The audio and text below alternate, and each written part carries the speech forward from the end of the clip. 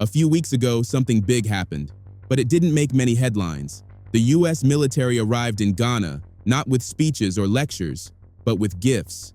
14 armored vehicles, sleek, intimidating, and powerful. A gesture of goodwill, they said, a sign of the strong partnership between the United States and Ghana. But just days later, everything changed.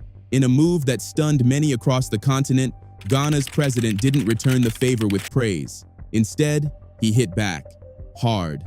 In a statement published by The Guardian, President John Mahama directly criticized the United States, not just for meddling in African affairs, but for something far more audacious, trying to rewrite Africa's history. Yes, you heard that right. While Washington talks about democracy and cooperation, Africa's leaders are beginning to see the shadows behind the smiles. And this time, President Mahama didn't stay silent. His words weren't just bold, they were historic. The kind of defiance we rarely see, but deeply crave in African leadership. In today's video, we're breaking it all down. The US military presence in Ghana, the deeper meaning behind Mahama's explosive statement, and what this moment says about the future of African sovereignty. Because what's happening right now is bigger than diplomacy. It's a battle for history, for identity, and for the soul of the continent.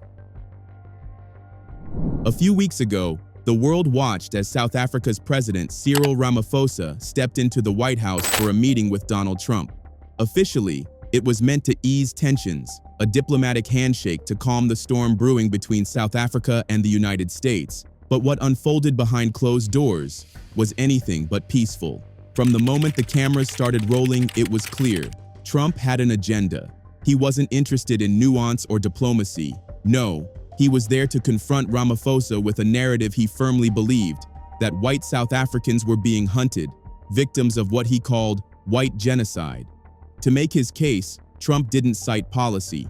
He didn't reference facts. Instead, he played videos, including one of Julius Malema, leader of the EFF, chanting the controversial "Kill the Boer" song. It was political theater, raw and aggressive.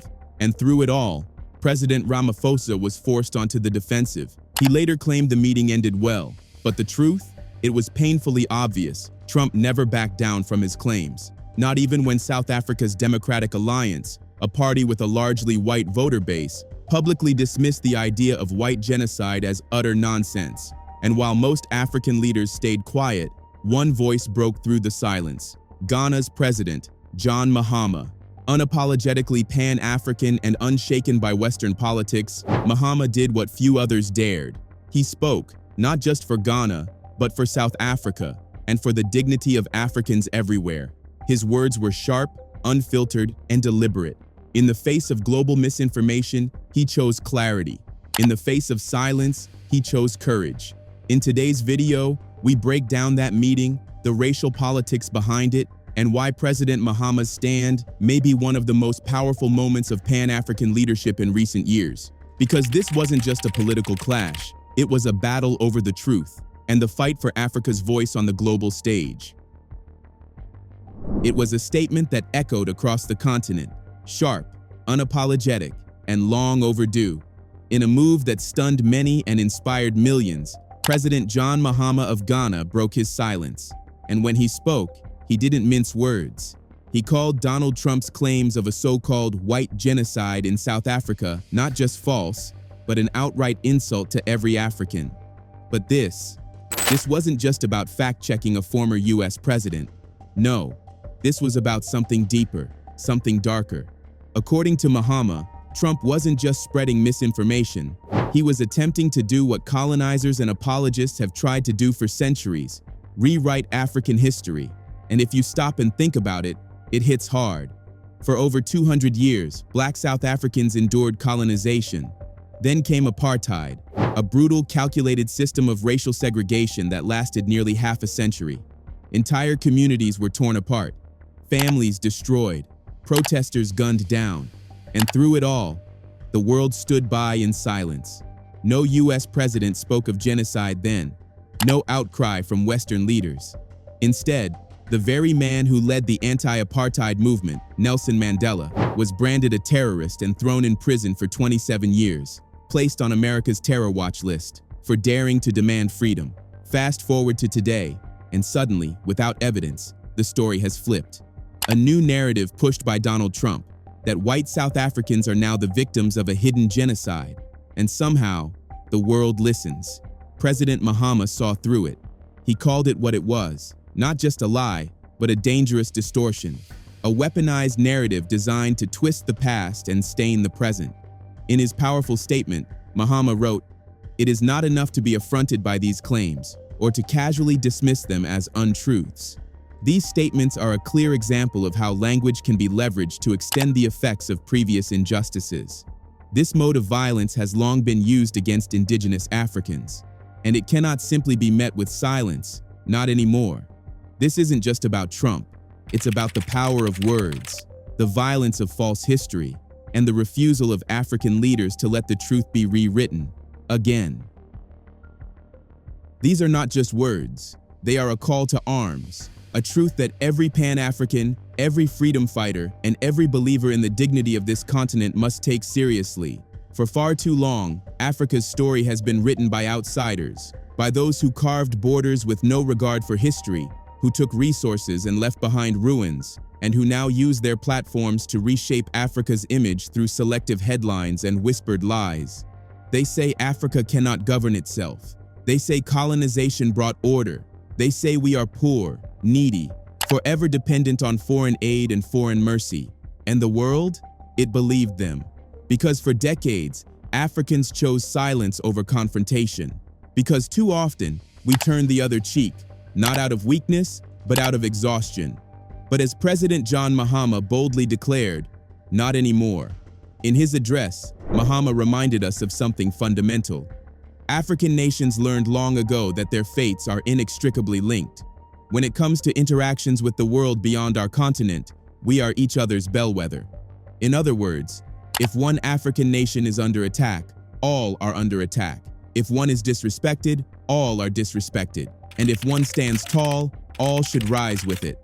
But somewhere along the way, we forgot. Instead of unity, we've embraced isolation. Instead of solidarity, we've grown indifferent. African nations now look inward, minding their own business, as if that's enough to survive in a world that still sees us as expendable. But that's not even the worst part.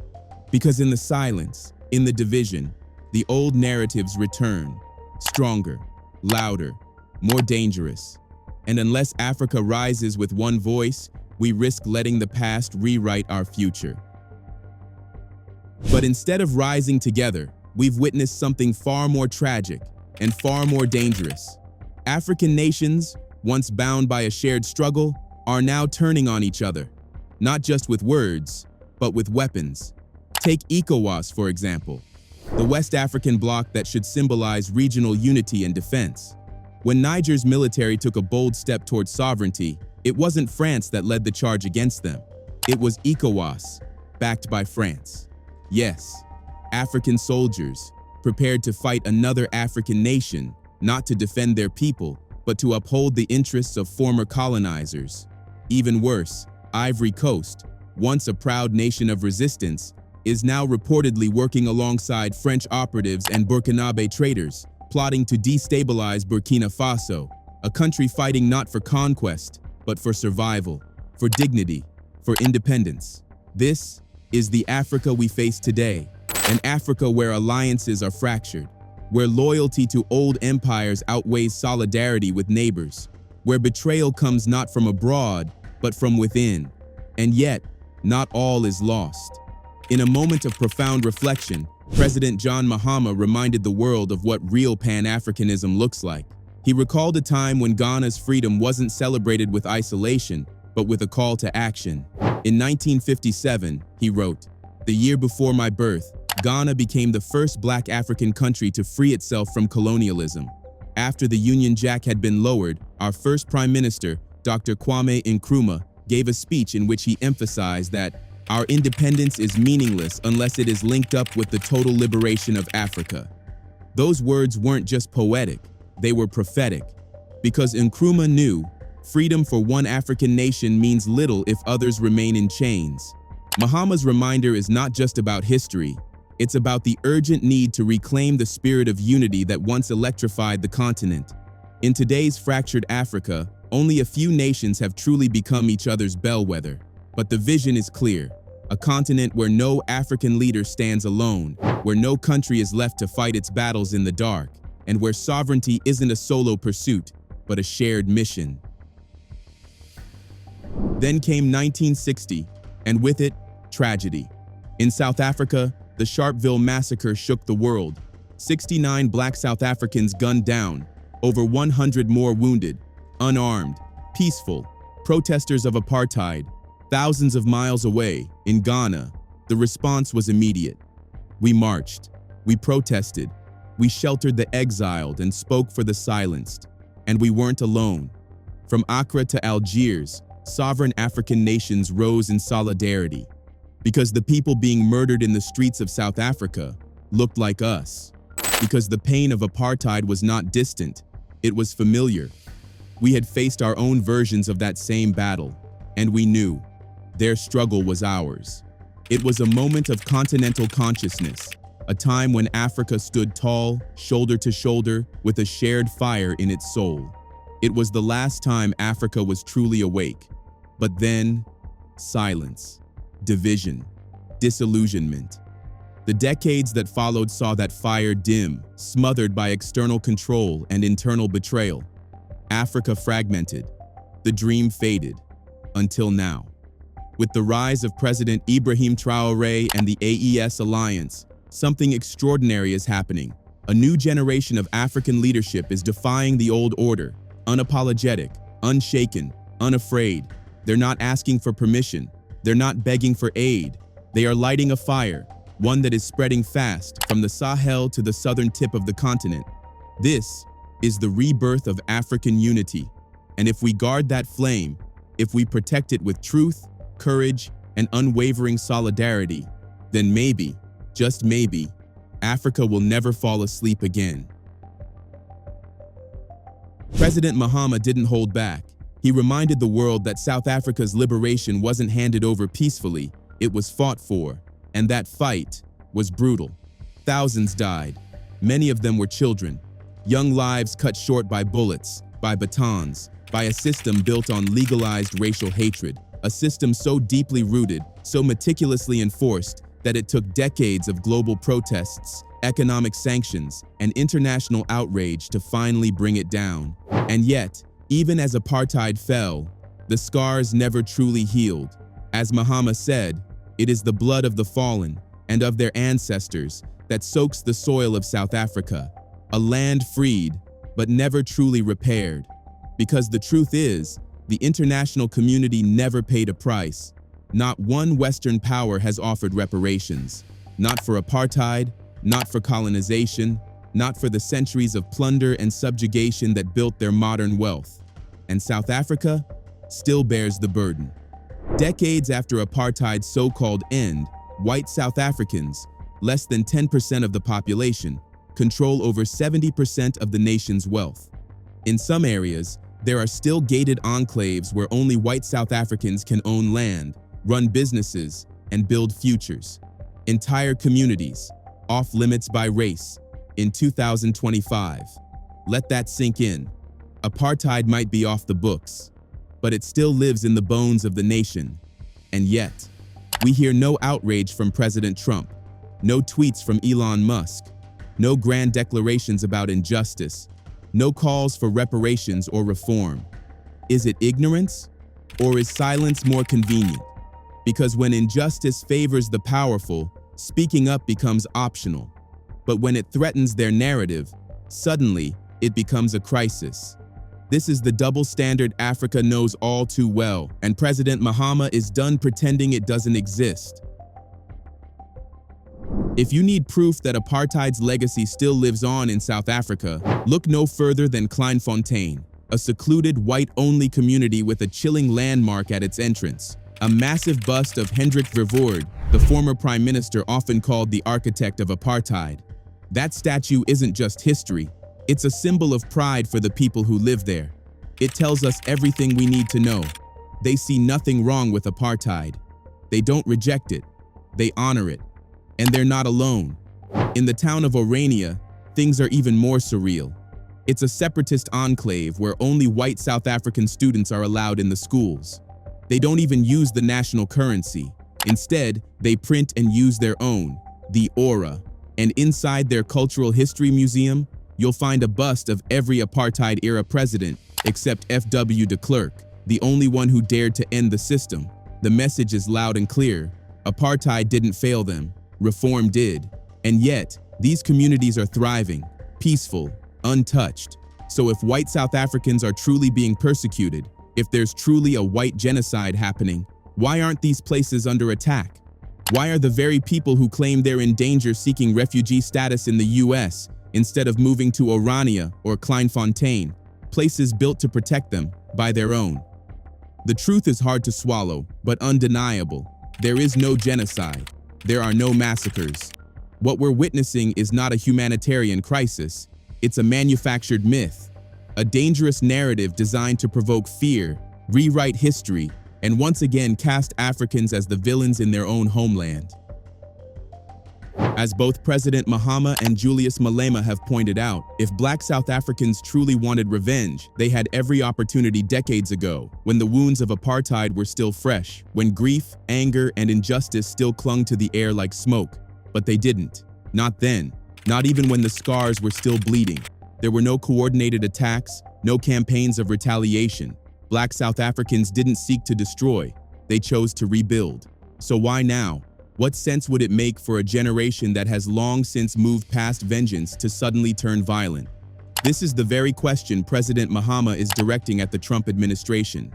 Because if there was no so-called white genocide in the turbulent aftermath of apartheid, what logic supports the claim that one is happening now? In fact, according to the United Nations Department of Economic and Social Affairs, nearly half of South Africa's population is under the age of 29. These are young people, born after apartheid, raised in a new South Africa, and presumably committed to building a nation that includes everyone. They didn't grow up under the heel of segregation, but with the hope of the rainbow nation that Nelson Mandela dreamed of. So again, we ask, why would this generation, with no living memory of that system, suddenly rise up in genocidal hatred? It's a question the West has yet to answer, and it's one that shatters the false narrative being pushed by those who benefit from division, fear, and distortion. The story of South Africa isn't one of revenge. It's one of restraint, forgiveness, and the long, hard road toward equality. As President Mahama made clear, Trump's claims weren't just political blunders, they were deliberate. A calculated attempt to craft a narrative about Black people, that we are inherently violent, unstable, and dangerous.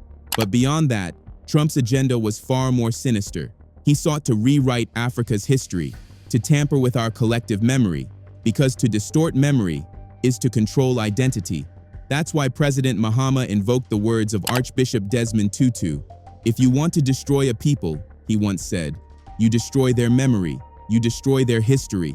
Mahama reminded the world that African memory is not easily erased. It runs deep, through bloodlines, through generations. The trauma of slavery, colonization, and apartheid is encoded into our very being. It lives in our stories, in our music, in our language, in our rituals, and in every whispered tale told in the kitchen, the church, the classroom, the barbershop, and the marketplace. And that memory, it is our strength. Yet there are still voices, mostly from the West, urging Africans to forget, to move on, to stop talking about the transatlantic slave trade, about colonization, about the theft and the brutality. They say the past should stay in the past, but what they really mean is that they don't want to be reminded. They want silence, not healing. But to forget the past is not peace, it is erasure. To forget is to lose the very identity that was stolen and fought for. For a continent like Africa, whose people were once told their culture was inferior, their history irrelevant, and their language uncivilized, remembering is an act of resistance. And today, as attempts to rewrite our story resurface, led by powerful figures like Trump, President Mahama's message could not be clearer. Africa will not forget. Africa will not be silenced. And Africa will not allow its history to be rewritten by those who never cared to understand it in the first place. Africa must return to its roots, or the struggle will only deepen. That's the truth few are willing to say out loud. One of the greatest tragedies facing the continent today is the quiet erasure of history from our schools. History, which should have been a core subject, the foundation of national identity and consciousness, has been sidelined or completely removed. And without it, how can Africa truly understand itself? How can it learn from the past or evolve beyond it? You see, when the colonial masters first arrived on African shores, their mission wasn't just to take land or resources. It was to take control of the African mind. Their first strategy was subtle but devastating. They convinced entire communities that their own languages, cultures, and traditions were primitive, that to be African was to be less than human. Then, they replaced it all with foreign languages, foreign religions, and foreign systems of thought. French, Portuguese, English. These became the new tongues. Western schools, backed by Christian missionaries, became the tools. But these schools weren't built to empower. They were built to indoctrinate. Colonial education didn't teach Africans how to build. It taught them how to obey. It didn't promote self-reliance. It promoted dependency. Even today, our education systems still echo that colonial framework. We teach theories with no application. We memorize Western concepts but rarely learn the practical tools needed to industrialize, to innovate, to manufacture, or to modernize. And that's not by accident. If African schools had been built to truly educate, to truly liberate, independence would have come much earlier than the 1960s. It wasn't until World War II, when African soldiers were drafted into battle, traveled the world, and saw life beyond the colony, that the first serious sparks of resistance began. It was through exposure, not education, that Africans realized they'd been lied to, and that they could fight back. The time has come to break that cycle, to revive our history, to teach our children who they are, where they come from, and what was stolen from them. Because without memory, there is no direction. And without direction, Africa will always be walking someone else's path. In colonial and post-colonial classrooms, Africans were, and still are, taught to reject who they are, to distrust their languages, to be ashamed of their customs, to see their traditions as backward, and their own people as inferior.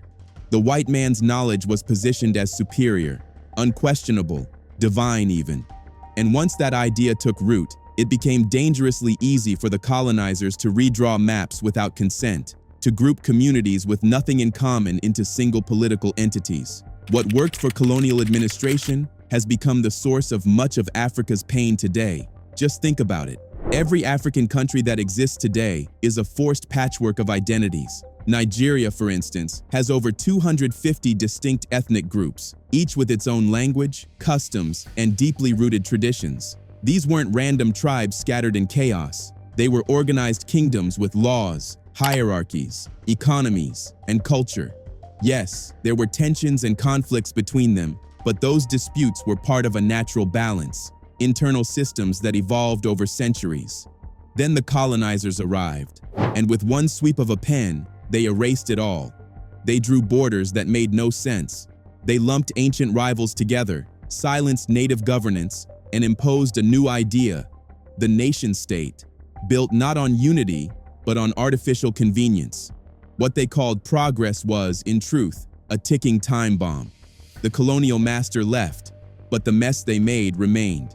Ethnic tensions, language divisions, civil wars, political instability, and it all traces back to one fatal assumption, that African societies could be dismantled, restructured, and stitched back together without consequences. Until Africa reclaims its true identity, until education systems teach African children to respect their roots, languages, and cultures, we will continue to struggle with borders that don't reflect who we are and systems that were never built for our benefit. The root of Africa's insecurity often comes down to one issue: tribal and ethnic division. In Mali, it was the Tuareg rebellion that opened the door to widespread violence. In Nigeria, decades of political tension stem from minority groups feeling excluded, as power remains concentrated among a few dominant tribes. These divisions aren't new. They were baked into Africa's borders by colonial powers who grouped different kingdoms into artificial nations. And today, we're still paying the price. To move forward, Africa must go back to its roots. Look at China or India. countries with many ethnic groups, yet unified by a national language and identity. In Africa, however, we still use colonial languages as our official languages, while our native tongues are shamed or forgotten. Some young Africans can't even speak their own language. That's not progress, it's erasure. China rose from poverty without losing its culture. India kept its identity even after British rule. Africa must do the same. Choosing one unifying language isn't just about communication. It's about pride, healing, and reclaiming who we are. It's time to revive African consciousness, because only when we remember who we are can we build the Africa we were meant to become. What are your thoughts? Let us know in the comments. Like, share, and subscribe to join the movement.